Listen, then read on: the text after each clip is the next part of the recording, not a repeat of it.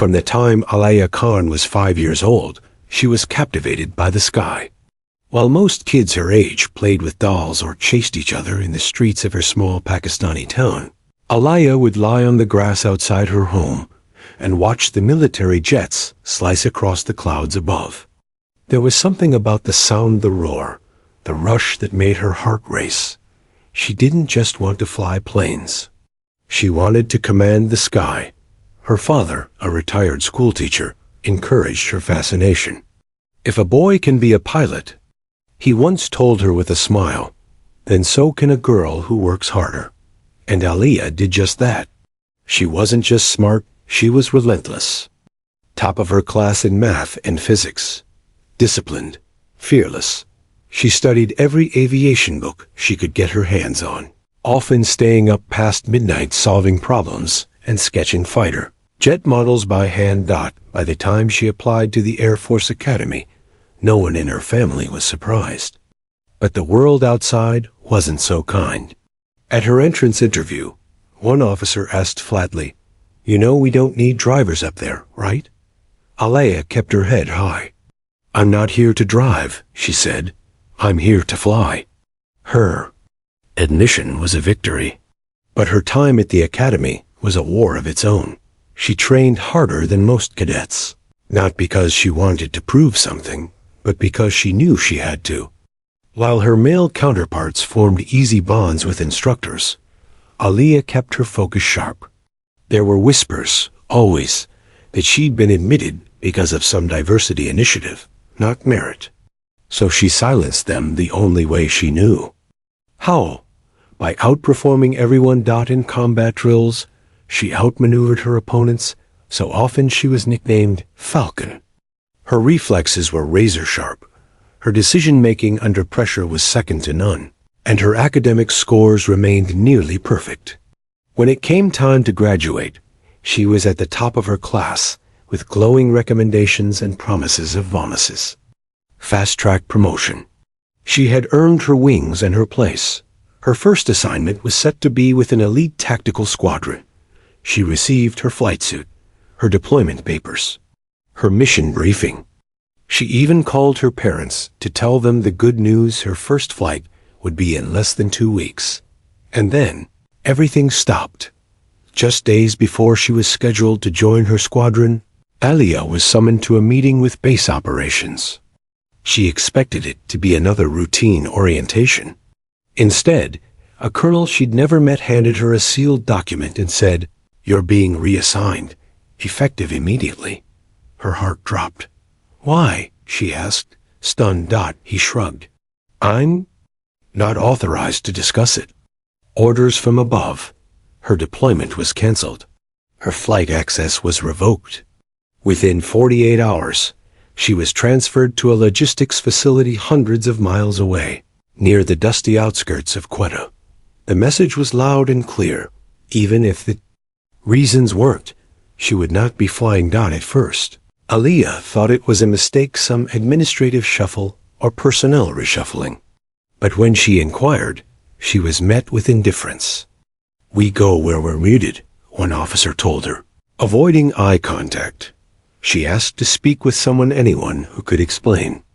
Her requests were ignored. And just like that, everything she had worked for years of training, sacrifice, and focus was grounded with a single unspoken decision. She was still in uniform. She still wore the patch. But her wings might as well have been clipped. She didn't know it yet, but this silent exile would stretch into years. 7 long years of waiting, wondering, and holding on to a dream that everyone else had already buried. But Aliyah Khan wasn't finished. Not by a long shot. Asterisk, the logistics base at Quetta was a world away from the high-stakes, high-speed life Aliyah had trained for. Instead of cockpit briefings and mission strategies, she was assigned to oversee inventory management, fuel reports, food rations, parts procurement. Her desk sat next to a dusty window, overlooking shipping containers and a fading runway. She wasn't allowed to use. She stared at planes taking off every morning. The roar that once thrilled her now sounded like a reminder of everything she had lost. She kept hoping the reassignment was temporary, a reshuffling of roles, a misunderstanding. But weeks turned to months, and months into a year. No transfer came. Her file remained frozen. Every request for clarification was either redirected or outright ignored. One officer finally gave her a straight answer, or so it seemed. "You've been flagged," he said quietly, avoiding eye contact. "That's all I know." Flagged. The word hit harder than expected. It meant suspicion, red tape, and buried paperwork. It meant being labeled a risk without explanation. And worst of all, it meant no one would question why her career had suddenly vanished.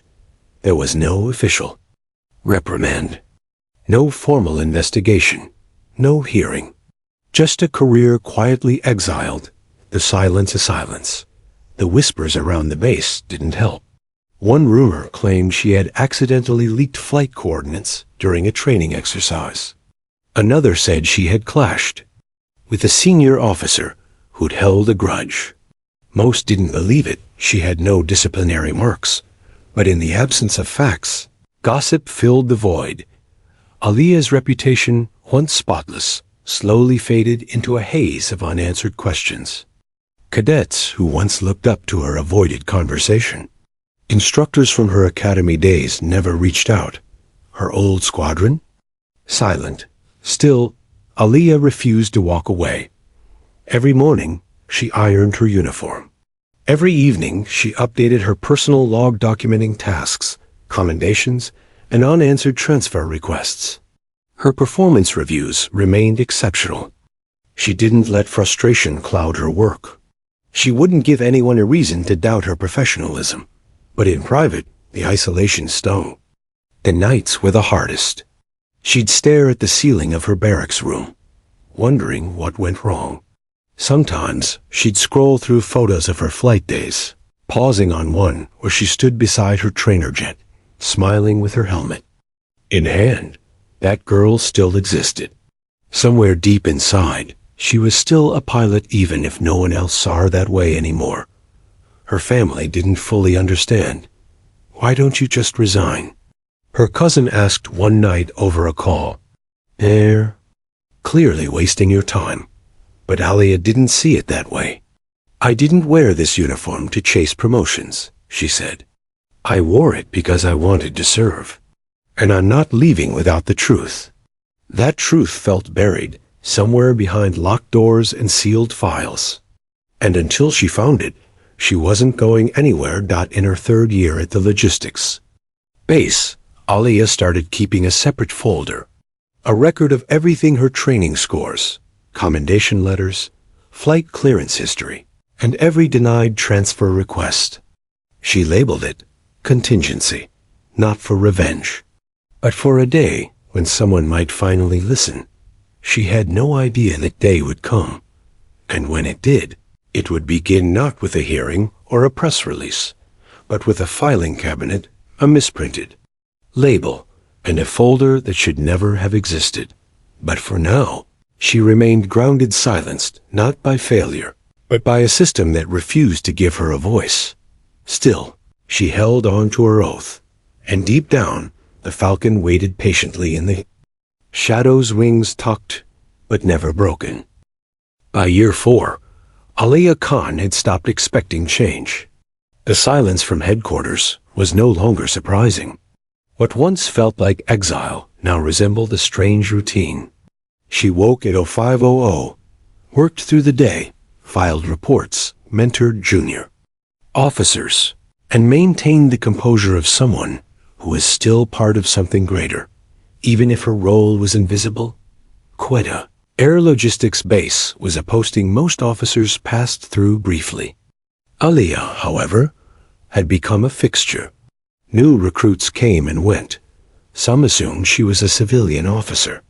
Others, when they saw her stripes and read her file, grew confused. "You trained at the academy?" One asked during a staff meeting. "Top of my class," she answered flatly, flipping through a manifest. "Why aren't you flying?" she just gave a small smile. Ask command. In private, she maintained the same old discipline. Her room was spotless. Her uniforms perfectly creased. Her boots always shined. But over time, a quiet ache had settled in her bones, the kind that comes from being seen but never heard. There was no scandal, no rebellion, no headline. Just a career that had drifted into obscurity, anchored by silence. Still, Aaliyah kept a record of everything. Her contingency file had grown thick, pages upon pages of evaluations, recommendation letters, training footage, deployment orders, and those mysterious transfer denials. She even kept a printed copy of the Academy's newsletter from her graduation, which featured a quote from her commanding officer. Cadet Khan is among the most instinctive, capable pilots we've seen in years. She go far. That quote had aged like a cruel joke. But in all those years, Aaliyah had never touched classified files. She never breached protocol. She never questioned her superiors publicly. If there was one thing she refused to lose, it was her honor. One summer, she took up volunteering at a nearby school for military families. She taught physics and gave informal lectures on aviation. The kids loved her. When asked what she did for the Air Force, she simply said, "I helped the system work." But behind closed doors, Aaliyah's fire was still there, flickering quietly, waiting for oxygen. She would often walk by the hangars late at night, listening to the sound of tools clanking and jets cooling on the tarmac. She knew the shape of every aircraft by heart. F-16, JF-17, C-130. She still remembered every button, every protocol. She still felt the throttle in her hands when she closed her eyes. Then came the day that would change everything. It started as another mundane assignment. The base was digitizing all paper archives, decades worth of logistics, personnel, and maintenance records. Aaliyah was assigned to lead a small team of officers who would scan, catalog, and upload documents to the Central Air Force server. She didn't think much of it. Another routine task. Another chance to keep her hands busy. But on a humid afternoon, buried deep in an unlabeled drawer of old files, she found a manila folder with a mismatched barcode and no index number. She opened it casually, expecting old requisition slips or motor pool logs. Instead, the first page bore her name, Khan Aaliyah, Flight Cadet, Class 42. Internal review status, flagged. Her stomach tightened. Her fingers paused mid-flip. What followed was a single-page internal memo from nearly a decade ago. It claimed she had improperly distributed restricted training materials during an exercise. The accuser was anonymous. The investigation? Ongoing. But there was no signature, no case number, and no follow-up documents. Nothing. She flipped through the rest of the folder. That was it, a single page. Forgotten in a drawer. Aaliyah froze in her chair. All these years grounded, blocked, ignored, and the reason was one unverified allegation that no one had ever questioned. She sat there for a long time, staring at the document. Not in shock, but in quiet confirmation. She had finally found the ghost that haunted her career. Now, she just had to decide what to do with it. Aaliyah Khan stared at the memo, her fingers trembling ever so slightly as she held the paper up to the light. It looked official enough. Air Force letterhead, department stamp, a date, but the more she examined it, the more it unraveled. Got no case number, no assigned investigator, no attached testimony or signatures. The document didn't even say who filed the complaint. 7 years of silence, of being flagged and frozen, and all of it based on a report that wouldn't hold up under the most basic internal review. She could have screamed, cried, thrown it into the trash, stormed into the base commander's office with it clutched in her fist. Instead, she scanned the memo quietly, saved a digital copy, Then she slid the original back into the folder and returned it to the drawer exactly as she'd found it. She had learned long ago. In the military, truth needed more than proof. It needed timing. And all eyes. For the next 2 weeks, Aliyah combed through digital archives every night. She searched for anything that referenced her case. Memos, investigations, reprimands, anything that could have kept her grounded. She found nothing. No follow-up. No file under her service ID. It was like the memo she found had existed in a vacuum, just enough to raise a flag in her file, but not enough to justify disciplinary action. It had left her in limbo, buried beneath bureaucracy. And then came the break she didn't expect. One morning, while compiling a report for a visiting review officer, she noticed something odd in the scheduling sheet. A name she hadn't seen in years. Lieutenant General Haris Mahmoud, Air Force Inspector General, head of internal reviews, and more importantly, the former commandant of Aliyah's Air Academy class. He was scheduled to tour the regional command in 3 weeks. His team would be inspecting procedural efficiency and reviewing unresolved personnel cases flagged as pending. Her name was probably still on that list, if the memo hadn't been buried so deep it was forgotten. But Mahmoud, he would remember her. He had been her commanding officer when she graduated. He had spoken highly of her, had even signed her final flight clearance. If anyone would recognize the inconsistency in her record, it would be him. The question was, would he be allowed to act?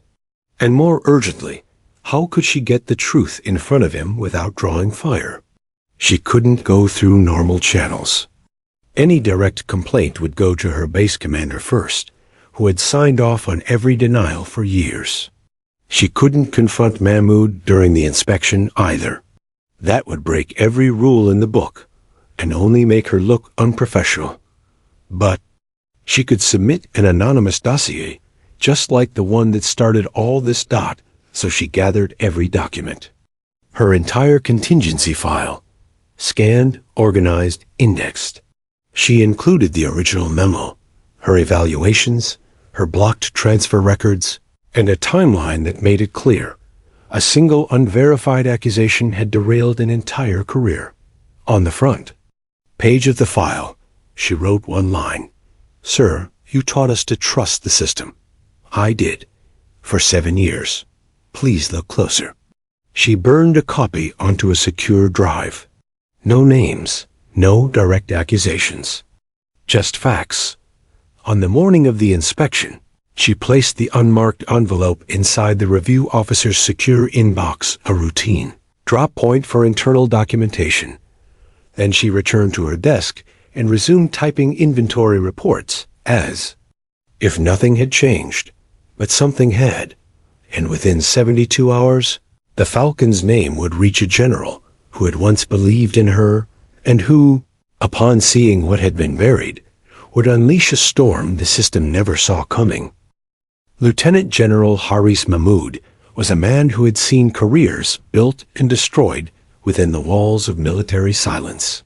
He had read thousands of dossiers, sat through briefings that shaped national defense policy, and buried more than one scandal before it reached the public. But as his team moved through Quetta Air logistics base, he never expected a ghost from his own past to reappear in the form of a sealed envelope marked Internal Review. The message inside was simple: no demands, no outrage, just a thread, carefully laid out for anyone willing to follow it. And he followed it. At first, Mahmoud wasn't even sure who it was about. The opening letter didn't use the sender's name. But by the second page, when he saw the call sign Falcon listed beside a flight score of 99.3%, his breath caught. Only one cadet ever earned that. Aliyah Khan. He remembered her vividly. Sharp, steady, born for the cockpit. She had been the highlight of Class 42. Everyone believed she'd be a squadron leader within 5 years. But somewhere along the line, she had vanished. He thought she'd resigned. maybe even moved abroad. But here she was still enlisted, still serving quietly buried under administrative debris, in a base known more for fuel records than fighter. Jets. He read the attached memo, the one that supposedly triggered her flag. Anonymous. No investigator. No follow-up. It wasn't just suspicious. It was a breach of protocol. Mahmoud leaned back in his chair, jaw clenched. Either someone had made a colossal mistake, or someone had deliberately buried her. He didn't know which was worse. He ordered a private audit that same afternoon. Discreet, no formal inquiry. Just a quiet retrieval of Aliyah Khan's full service record, including flight clearance logs, disciplinary actions, and transfer history. The pattern was unmistakable. She had been frozen without justification. That night, he sat in his quarters, staring at her graduation photo still archived in the Academy's digital yearbook. She stood in front of her jet, hand on helmet, gaze skyward. Mahmoud remembered giving her that nickname himself, Falcon. She was fast, sharp, instinctive. A natural. Now, she was a glorified paperwork clerk in a base where people barely remembered her name. He called his chief of staff the next morning. Start pulling the command chain from 2018. I want every officer who handled her file. Sir, should we escalate? Not yet, Mahmoud said. I want to see how deep this runs. And I want to meet her. Later that afternoon, an official notice came down the chain. Aliyah Khan was requested to report to the base conference room for a debriefing with the inspection team. She thought it was routine until she stepped inside and found General Mahmoud waiting, flanked by 2 aides and a laptop open to her dossier. Her posture stiffened. Sir. He studied her for a long moment, then stood. At ease, Lieutenant. We need to talk. He didn't accuse. He didn't interrogate. Instead, he offered her a seat. Then he spoke, his voice calm but pointed. I read what you submitted. And I want to be absolutely clear. This should have never happened. Aliyah felt her throat tighten. You were grounded without due process. No investigation, no follow-up. Just an unsigned memo that violates more than one Air Force protocol. She didn't speak. She didn't trust her voice. Mahmoud leaned in. I want you to know I'm reopening your case formally. And I'm filing a personal report to Central Command. For the first time in years, Aliyah felt something unfamiliar stir in her chest. Hope. She stood, her voice steady but quiet. Sir, I never stopped flying. Just not with an aircraft. Mahmoud gave a rare smile. Well, Lieutenant, it's time we get your wings back. What followed would shake the silence, the air. Force had let fester for far too long, because once a general learned the truth, he didn't just remember. He acted. The chain reaction began within 24 hours.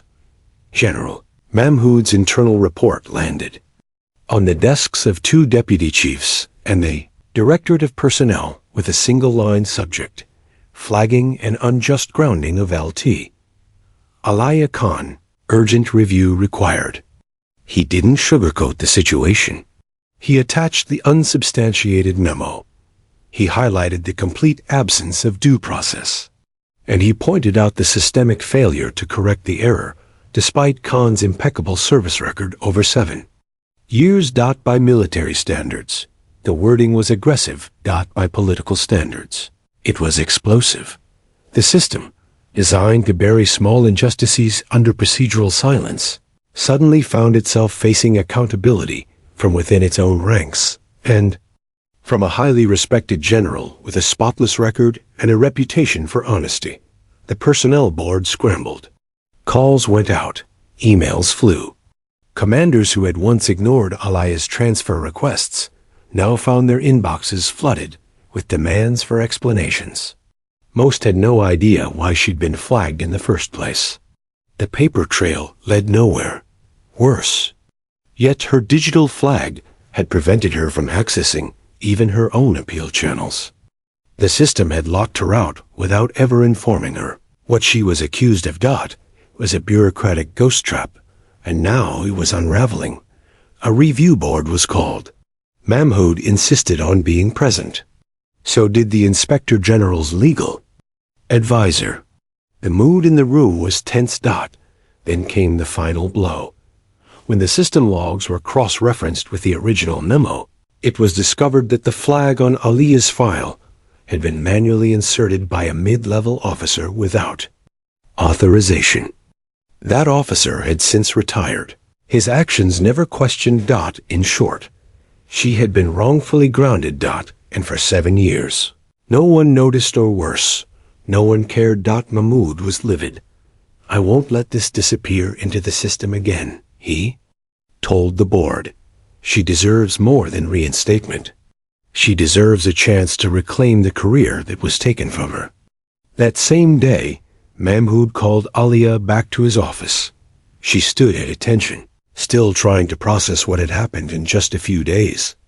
You've been cleared, he said. Completely. The flag is gone. Your record's being corrected as we speak. She didn't respond right away. Her heart pounded in her ears. Effective immediately, Mahmood continued. You are to report to Air Command South for recertification and flight readiness evaluation. You'll be back in the sky within weeks, if that's what you still want. Aliya blinked. Sir, I never stopped wanting it. Mahmood nodded. And don't waste time. We've already wasted enough. As she left his office, the corridor felt different, brighter, somehow. Like she was finally walking with purpose again. Word spread quickly.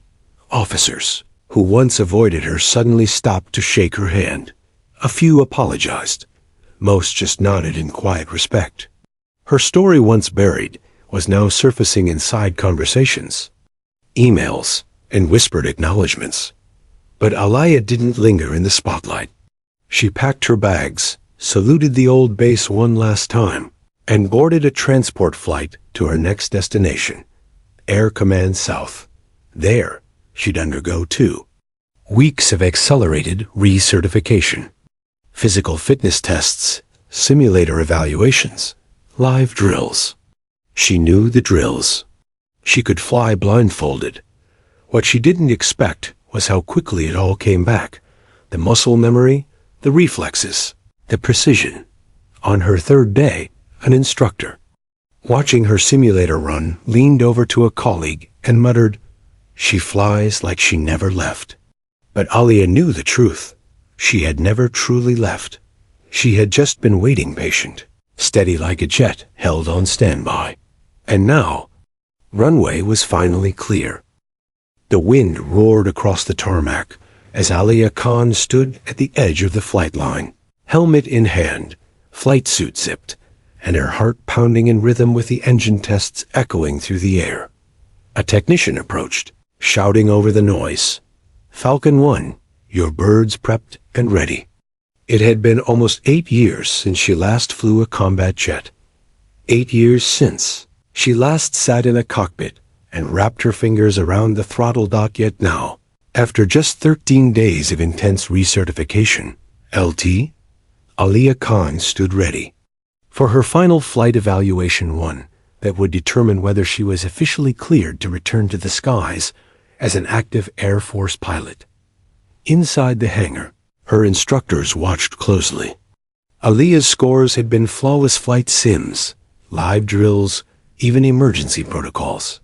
They were quietly amazed by her speed and precision. No rust, no hesitation.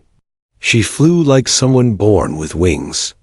The only test that remained was the solo evaluation.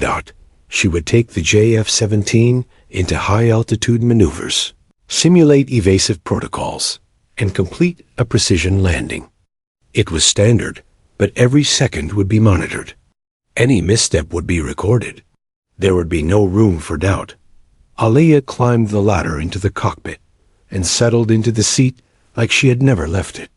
Her hands moved automatically, prepping systems, checking readouts, adjusting instruments. Her breathing slowed, her vision narrowed.